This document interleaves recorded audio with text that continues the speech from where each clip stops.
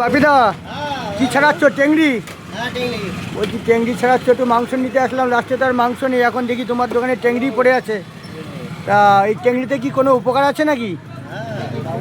বলছি আজকাল মাংস বাদ দিয়ে না সবাই টেংরি খোঁজে, কেন গো একটু বলতে পারো? টেংরি তো মেন ভিটামিন খাসি। ও, মেন ভিটামিন খাসি টেংরি। বলছি এটা কি জুস করে খেলে উপকার হবে না কষা কষা খেলি জুস করে, তাই তো? খেতে হবে ও, স্যুপ করে খেতে হবে। ডাক্তারে খেতে বলে, যাদের শরীর দুর্বল তারা খাবে। ও, বলছি উপকার কি আছে? হার্ট ভালো থাকে? আর সব ভালো থাকে। আচ্ছা কাটো কাটো, সুন্দর করে একটু পরিষ্কার করে দাও তো। যাদের হার্ট দুর্বল আছে তাদের খেলে মোটামুটি শরীরে পুরো একদম জুস ফিরে আসবে, তাই তো?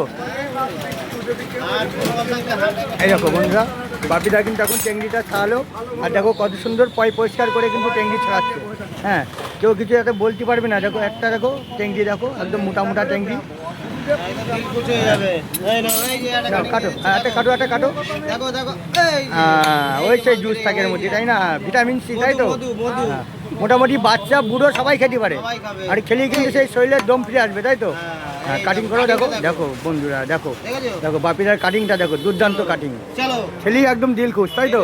আর গায়ে শক্তি হবে। বয়স কমে যাবে। ঠিক আছে।